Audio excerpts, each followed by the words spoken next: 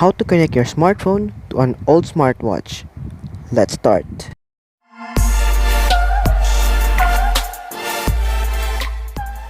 When I opened my remote notifier on my smartwatch, this came in. Please install BT Notifier app in your remote device. And when you search for it in Play Store, and you saw this app and you immediately installed it, but then you see the comments. Almost all of them is telling the same story. Their smartwatch told them to download BT Notifier too, and they found out this is not the app that they're looking for. But I will show you guys how I did it. You first make sure that your Bluetooth in your smartwatch is open, and download BT Notification. Don't worry guys, the link is in the description down below. Upon opening the app, press the try again button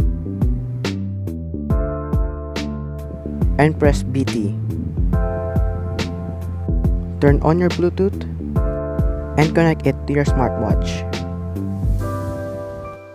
And that's it, you're done. With this app enabled, I can now use remote capture and remote notifier for my smartwatch. If you enjoyed the video, please leave a like and comment for any suggestion. Peace!